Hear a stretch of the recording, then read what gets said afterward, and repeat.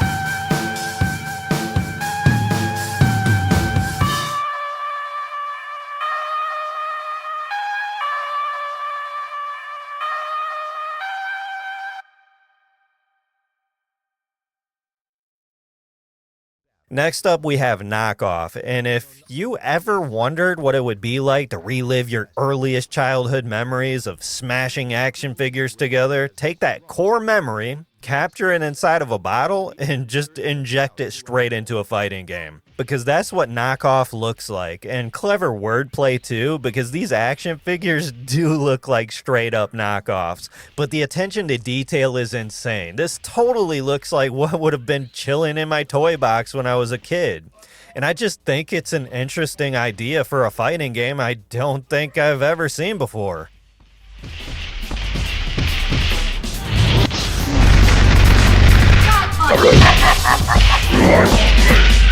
Whoa!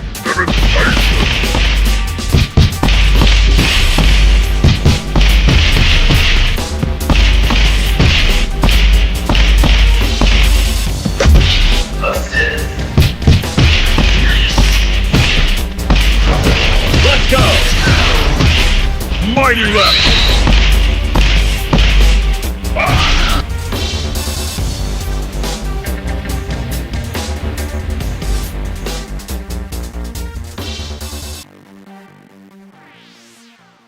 Now this game right here is still very early, but every time I hear Half-Life inspired, I at least think it deserves some attention. And if it ends up being anything like Hail to the Rainbow or Vladik Brutal, I'm all over this game.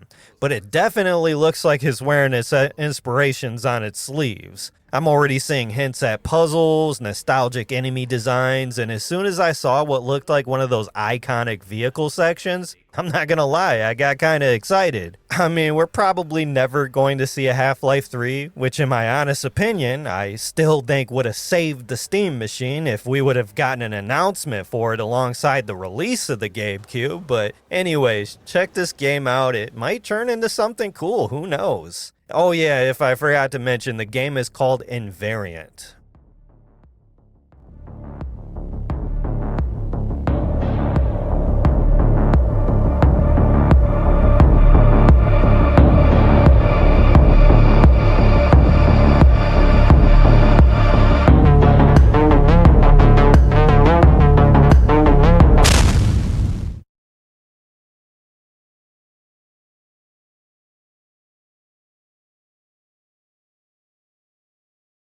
Now, I think I showed off Beatweaver a couple times by now, and I'm a sucker when it comes to video game soundtracks. If your OST can tickle my eardrums, then you got my attention. Anyways, Beatweaver is a 3D multi-track rhythm game that looks really unique. I mean, it sounds fantastic too, and for all of you two left thumbs out there that can't seem to get into rhythm games, don't worry, it can be as laid back or as hardcore as you want it to be. And the reason I'm bringing this game up is because the developer just posted an update. And by just posted, I mean that I missed it by nearly 2 weeks. But anyways, there's a demo coming and it's gonna be live soon.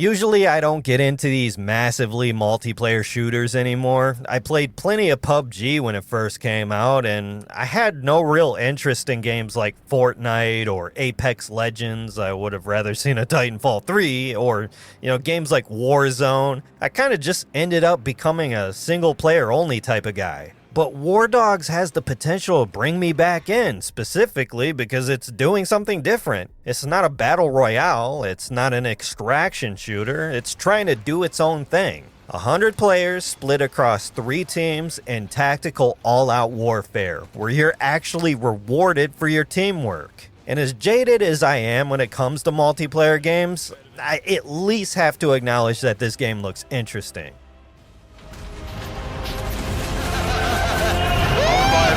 I got deep in.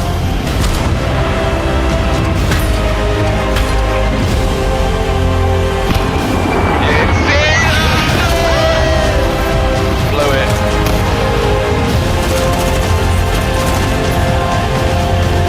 Sniper on top of tower. Dead.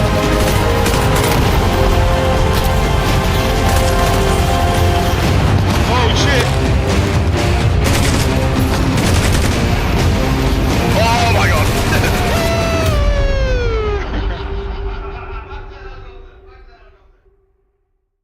If you like games like Katana Zero, which I don't really know of a lot of games like it, you should definitely check out Noir Bloom, especially because it has a demo that you can play right now. It's a high-octane, gun-fu, John Wick simulator type of game, and holy shit, it looks awesome as hell. I just downloaded the demo, so if you haven't yet, it looks like we're gonna be playing this thing together.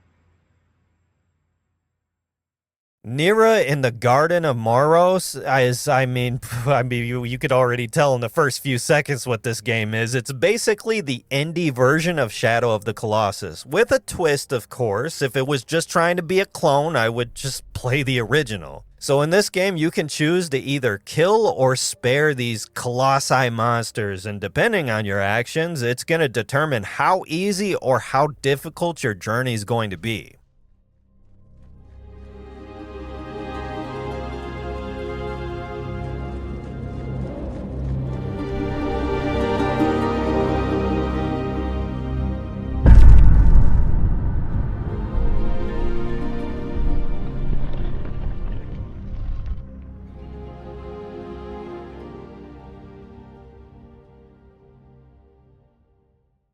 And lastly, we have Guns of Eschaton, a brutal Souls-like FPS. And just reading about this game, it kind of blew me away because I had no idea who Viktor Antonov was or his track record for some of my favorite games, apparently. This guy was the art director of Half-Life 2 and Dishonored. He was responsible for both City 17 and Dunwall, two iconic cities. And you can find his work in all types of architecture in video games, like he even worked on Prey, Fallout 4, Wolfenstein The New Order. But apparently this is his last game because, well, he ended up passing away early 2025. Obviously that's not going to affect the quality of what this game's going to be whatsoever, but seeing this gothic western aesthetic, just knowing that the world was worked on by a legendary artist up into his last breaths, in a world where true artists are being replaced by complete AI and shitification of everything,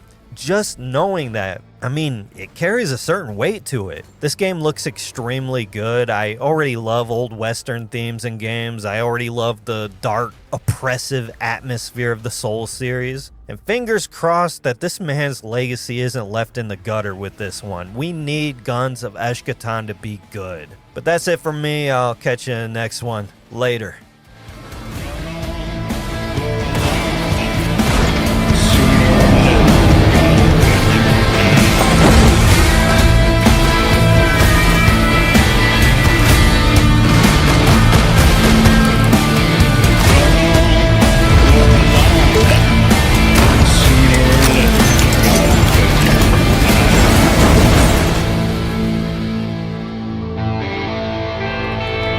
But we will not despair. We will do it again and again.